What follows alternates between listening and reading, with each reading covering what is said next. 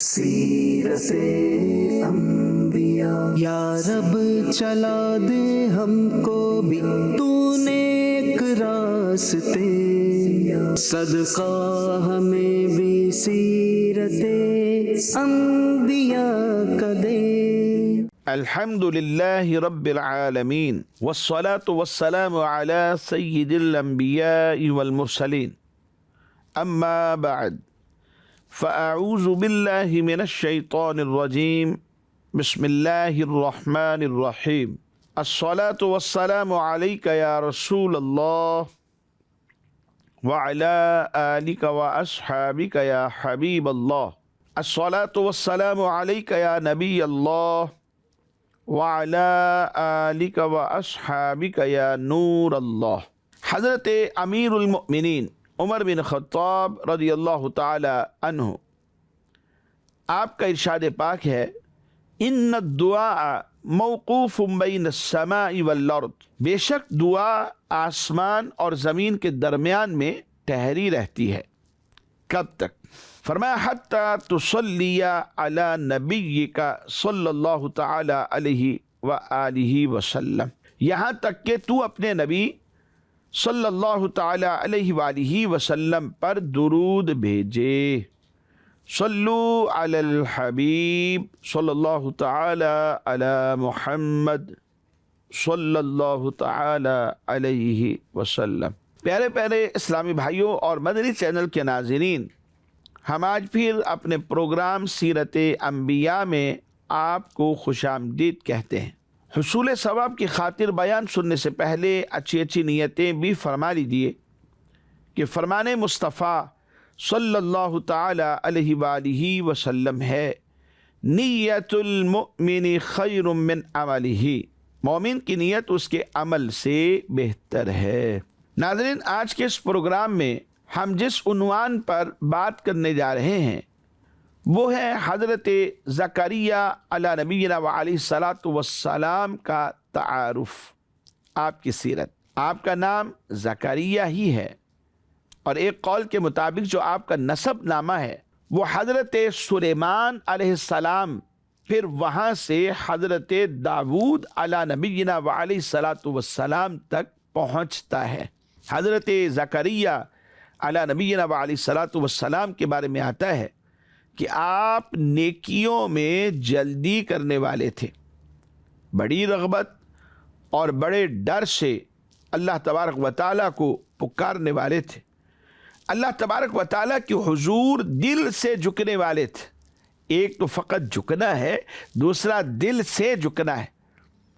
تو حضرت زکریا علیہ السلام ان ذوات میں سے ہیں، ان شخصیات میں سے ہیں کہ جو دل سے اللہ تبارک و تعالیٰ کی بارگاہ میں جھکا کرتے تھے۔ اللہ کریم ارشاد فرماتا ہے، انہم کانوا یسارعون فی الخیرات ویدعوننا رغبا ورہبا وکانوا لنا خاشعین، بے شک وہ نیکیوں میں جلدی کرتے تھے اور ہمیں بڑی رغبت سے اور بڑے ڈر سے پکارتے تھے، اور ہمارے حضور دل سے جھکنے والے تھے۔ یعنی آپ کا جو جھکنا اللہ کی بارگاہ میں تھا وہ دل سے تھا، اس میں کوئی ریا نہیں تھی، کوئی دکھلاوا نہیں تھا، کوئی مجبوری نہیں تھی، وہ دل سے، شوق سے، محبت سے اللہ تبارک و تعالیٰ کی بارگاہ میں جھکنے والے تھے۔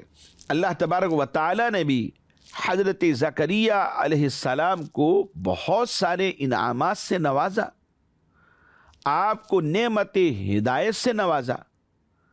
اللہ تبارک و تعالیٰ نے آپ علیہ السلام کو صالحین میں شمار فرمایا۔ اللہ تبارک و تعالیٰ نے آپ علیہ السلام کو ان کے زمانے میں سب جہان والوں پر فضیلت بھی عطا فرمائی۔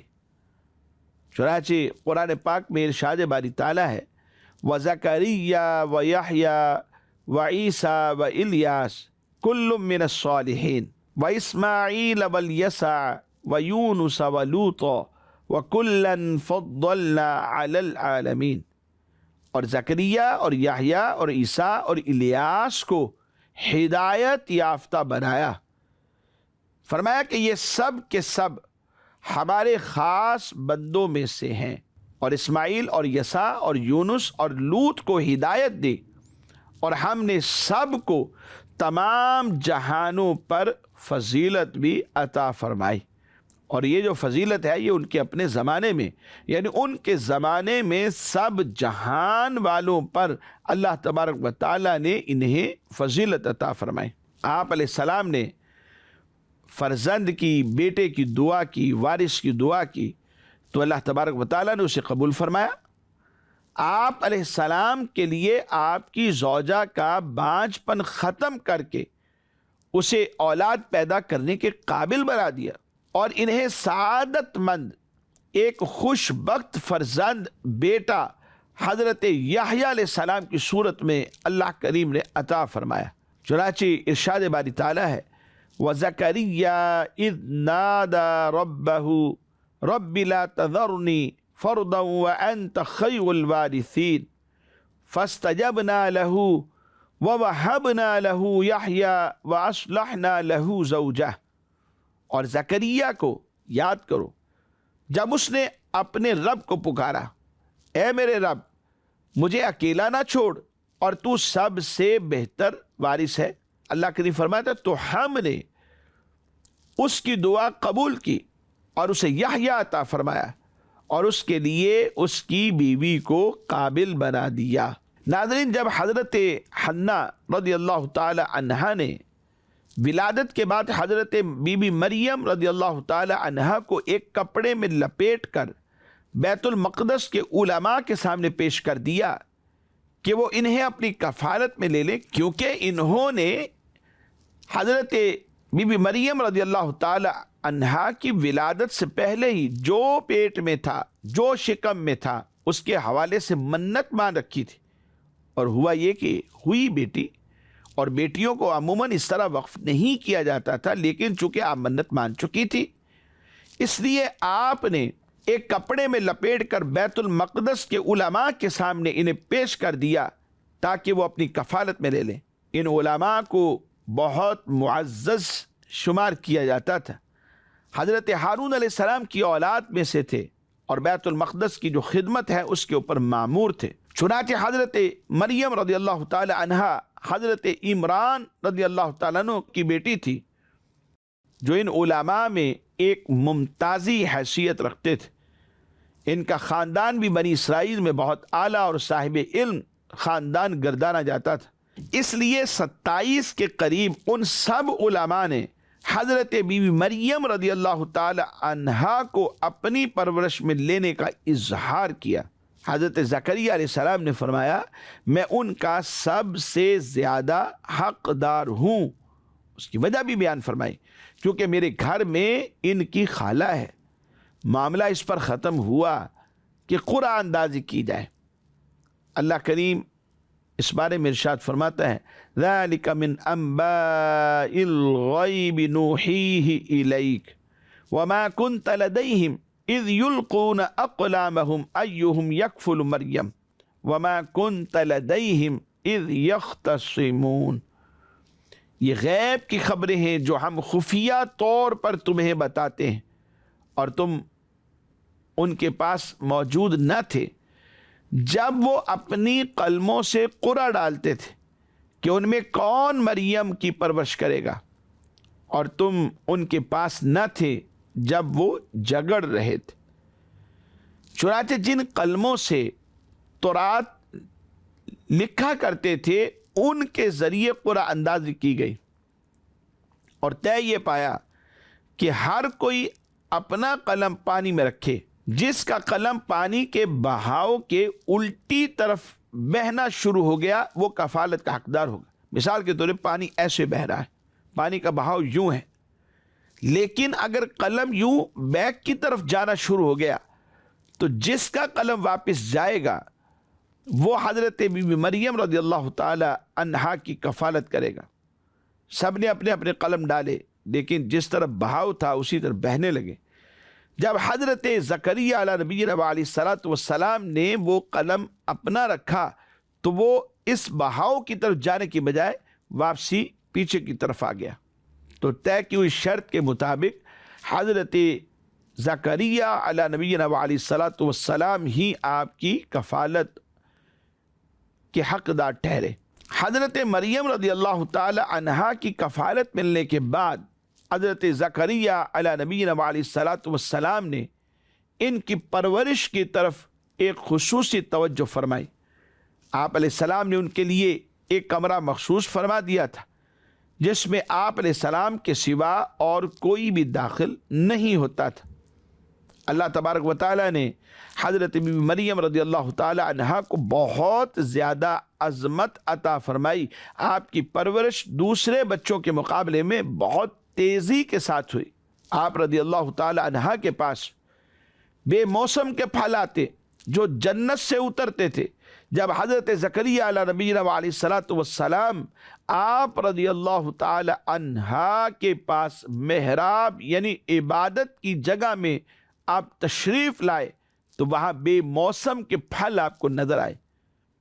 ایک مرتبہ آپ علیہ السلام نے حضرت مریم رضی اللہ تعالی عنہا سے پوچھ ہی لیا، یا مریم انا لکی ھذا، کہ اے مریم یہ تمہارے پاس کہاں سے آئے؟ تو انہوں نے جواب دیا، ہوا من عند اللہ، ان اللہ یرزق من یشاء بغیر حساب، یہ اللہ کی طرف سے ہے، بے شک اللہ جسے چاہتا ہے بے شمار رزق عطا فرماتا ہے۔ علماء نے لکھا کہ یہ کلام حضرت مریم رضی اللہ تعالی عنہا نے تب کیا جب آپ گہوارے میں تھی، جیسے حضرت عیسیٰ علیہ السلام نے کلام کیا تھا۔ حضرت زکریا علیہ نبینا علیہ الصلاۃ والسلام نے جب یہ دیکھا تو خیال فرمایا، جو پاک ذات حضرت مریم رضی اللہ تعالی عنہا کو بے وقت، بے موسم اور بغیر ظاہری سبب کے میوہ عطا فرمانے پر قادر ہے، تو وہ بے شک اس بات پر بھی قادر ہے کہ میری بانجھ بیوی کو نئی تندرستی عطا فرما دے اور مجھے اس بڑھاپے کی عمر میں ہی اللہ کریم اولاد کی امید ختم ہو جانے کے بعد فرزند عطا فرما دے، ایک وارث عطا فرما دے۔ اس خیال سے آپ علیہ السلام نے اسی جگہ بارگاہ الہی میں دعا مانگی، اے میرے رب مجھے اپنی بارگاہ سے پاکیزہ اولاد عطا فرما، بے شک تو ہی دعا سننے والا ہے۔ قرآن پاک میں اللہ تبارک و تعالیٰ نے ارشاد فرمایا، ہنالک دعا زکریا ربہ، کہ وہیں پر حضرت زکریا علیہ السلام نے اپنے رب کو پکارا، اپنے رب سے دعا کی۔ آیہ مبارکہ کی اس جز سے چند باتیں معلوم ہوتی ہیں، آئیے آپ بھی سماعت فرمائیں۔ پہلی بات تو یہ ہے کہ جس جگہ رحمت الہی کا نزول ہوا ہو وہاں پر دعا مانگنی چاہیے۔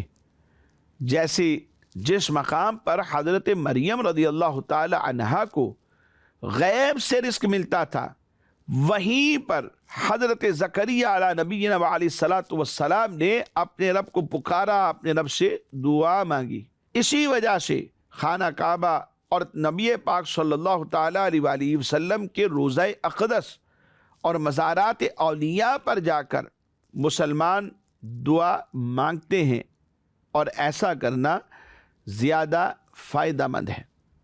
اس کی وجہ کیا ہے؟ اس کی وجہ یہ ہے کہ پھر یہ مقامات رحمت ہیں۔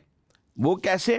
یعنی رحمت الہی کی بارش یہاں پر برس رہی ہوتی ہے، تو چونکہ یہ مقامات رحمت الہی کی بارش برسنے کے مقامات ہیں، اس وجہ سے یہ مقامات بھی مقامات رحمت بن گئے، اور یہاں پر جو دعا مانگی جائے گی وہ جلدی اللہ کی بارگاہ میں قبول ہوگی۔ ہمارے علماء نے اس جگہ کو مقبولیت کے مقامات میں سے شمار کیا جہاں کسی کی کوئی دعا قبول ہوئی ہو، لہذا جہاں اولیاء اللہ رحمہم اللہ تعالی کا وجود ہو، یا جہاں وہ رہے ہوں، خود انہوں نے زندگی گزاری ہو، وہاں تو دعا کرنی چاہیے، کیونکہ اولیاء کرام بکثرت دعا کرتے ہیں، اور ان کی جو دعائیں ہیں وہ اللہ کی بارگاہ میں قبول بھی ہوتی ہیں۔ تو جہاں وہ رہے ہوں وہاں تو پھر ضرور دعائیں قبول ہوں گی۔ حضرت زکریا علیہ نبینا علیہ الصلاۃ والسلام نے اللہ تبارک و تعالیٰ کی بارگاہ میں جو اولاد کے لیے دعا مانگی تھی وہ پاکیزہ اولاد کی دعا مانگی۔ اس سے معلوم یہ ہوا کہ صرف اولاد ہی نہیں مانگنی چاہیے، یعنی بندہ یہ دعا کرے اللہ کریم مجھے اولاد عطا فرما دے، مجھے میرا وارث عطا فرما دے، تو یہ ہے صرف جسٹ اولاد کے لیے دعا۔ تو صرف اولاد کی ہی دعا نہیں کرنی چاہیے، بلکہ اولاد تو زبردست آزمائش بھی بن سکتی ہے۔ تو یہ آزمائش اگر یہ ہو سکتی ہے تو پھر تو دعا یہ کرنی چاہیے کہ اللہ کریم پاکیزہ کردار اور عمل کرنے والی اولاد تو عطا فرمانا، تاکہ اس سے دنیا اور آخرت کا بندے کو سکھ ملے۔ حضرت زکریا علیہ نبینا علیہ الصلوۃ والسلام کو دعا کرنے کا خیال کیوں آیا؟ علماء نے اس کی چند ایک وجوہات بیان کی ہیں۔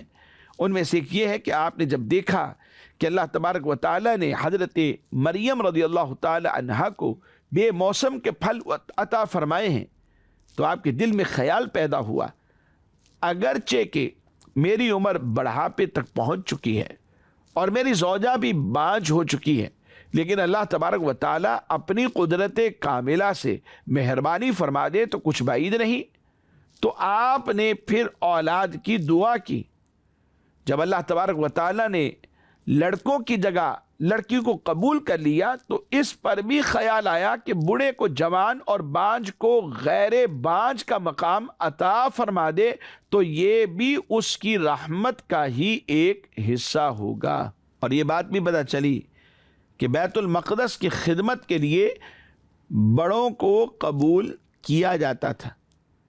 جب ایک منی سے بچی کو قبول کر لیا گیا تو یہ بھی اس دعا کے لیے خیال کا سبب بنا کہ رب تبارک و تعالی جسے چاہے وہ قبول کر لے۔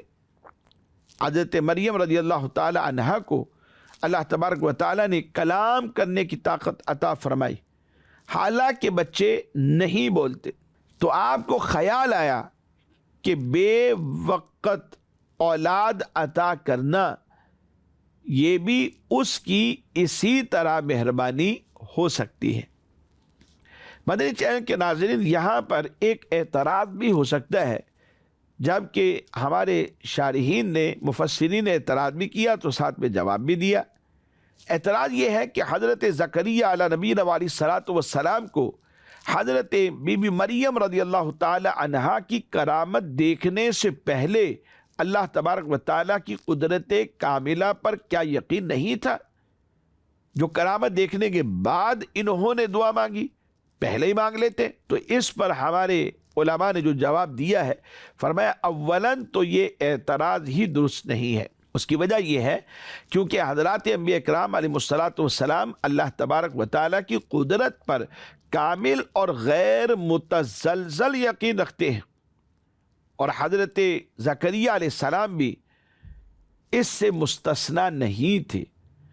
یہاں مقصد یہ نہیں ہے کہ آپ کو پہلے اللہ تبارک و تعالیٰ کی قدرت پر یقین نہیں تھا، بلکہ اصل حقیقت یہ ہے کہ جب حضرت زکریا علیہ نبینا علیہ الصلوۃ والسلام نے ایک ولیہ کاملہ حضرت بی بی مریم رضی اللہ تعالی عنہا کی کرامت کا مشاہدہ کیا تو دل کی توجہ اس طرف واضح طور پر ہو گئی کہ نبی کا معجزہ تو اس سے بڑھ کر ہوتا ہے۔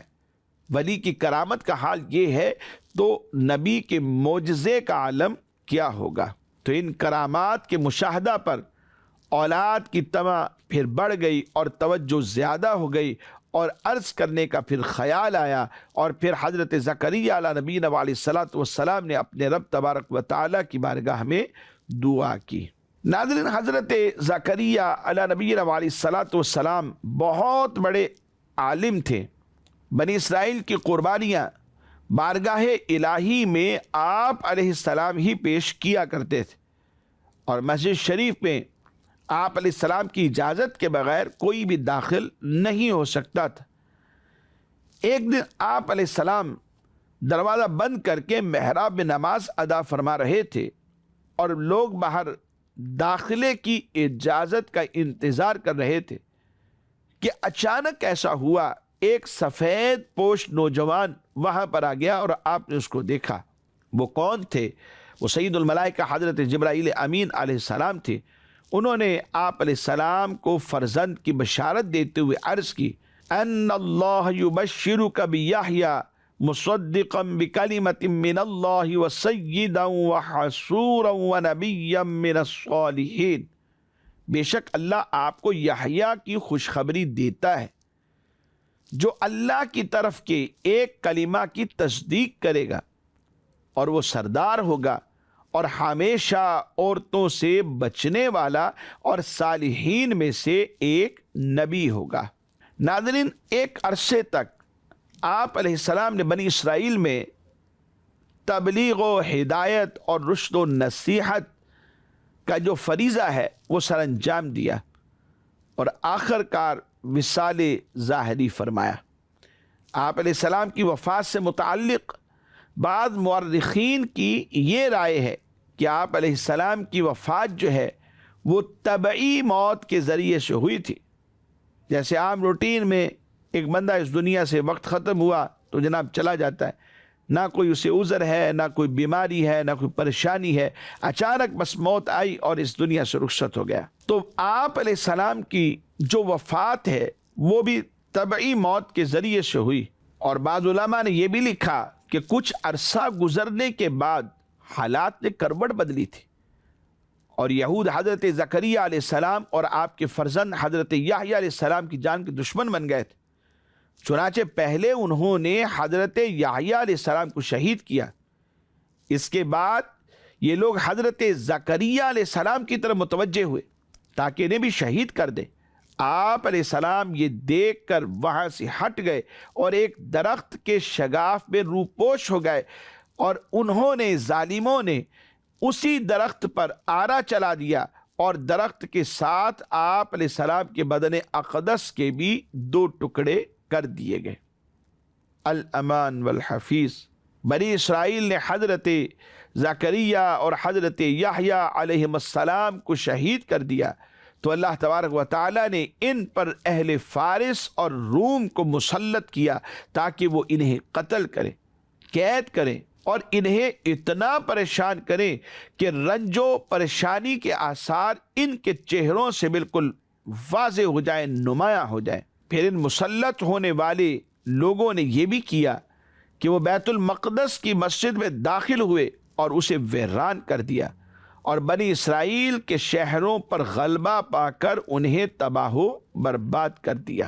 حضرت زکریا علیہ السلام کے واقعہ سے چند باتیں جو ہمیں سیکھنے کو ملی ہیں، ان میں سے چند ایک آپ کے گوش گزار کرتا ہوں کہ نزول رحمت کی جگہ دعا مانگنی چاہیے۔ حضرت مریم رضی اللہ تعالی عنہا کو جس مقام پر سے غیب سے رزق عطا ہوتا تھا، اسی جگہ حضرت زکریا علیہ السلام نے دعا مانگی۔ سے معلوم ہوا جہاں رحمت الہی کا نزول ہوتا ہو وہاں دعا قبولیت کے زیادہ قریب ہوتی ہے۔ اولاد کے لیے نیک اور صالح ہونے کی دعا مانگنی چاہیے، خالی اولاد کی دعا نہ ہو، اے اللہ کریم نیک صالح عافیت کے ساتھ اولاد عطا فرما۔ حضرت زکریا علیہ السلام نے بیٹے کی دعا کرتے وقت یہ بھی عرض کیا تھا کہ وہ اللہ کا پسندیدہ بندہ ہو۔ اس میں ہمارے لیے نصیحت ہے کہ اولاد کی دعا محض اولاد کے ملنے تک محدود نہ ہو، بلکہ نیک صالح اور فرما بردار اپنی آنکھوں کی ٹھنڈک اولاد کی دعا مانگنی چاہیے، کیونکہ ایسا بھی ہو سکتا ہے کہ دعا قبول ہو جائے، اولاد مل جائے، مگر وہی اولاد والدین کے لیے آزمائش اور تکلیف کا سبب بن جائے۔ تو جب اولاد کے لیے دعا مانگے تو نیک صالح عافیت کے ساتھ والی اولاد مانگے تاکہ وہ بعد میں جا کر ہمارے آنکھوں کی ٹھنڈک بن جائے۔ اور مزید یہ بھی کہ نیک بیٹا اللہ تبارک و تعالیٰ کی عظیم رحمت ہے۔ اللہ تعالیٰ نے سورہ مریم کے آغاز میں بیٹے کے عطا کیے جانے کو اپنی رحمت کا ذکر فرمایا۔ اس سے معلوم یہ ہوا کہ نیک اور صالح بیٹا اللہ تبارک و تعالیٰ کی بہت بڑی نعمت ہے، اس کی طرف سے ایک عظیم رحمت ہے۔ خصوصاً جب بڑھاپے میں یہ اولاد نیک فرما بردار بیٹا بندے کو عطا ہو جائے۔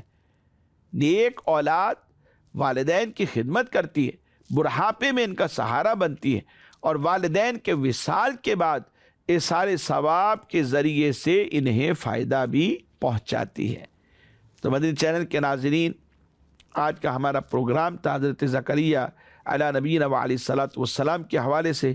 پروگرام کا وقت اختتام کو پہنچا ہے، ہم آپ سے اجازت چاہتے ہیں، دعا کرتے ہیں اللہ کریم ہم سب پر اپنا رحم و کرم فرمائے اور ہمیں دنیا اور آخرت کی بلائیاں حاصل کرنے کی بھی توفیق عطا فرمائے۔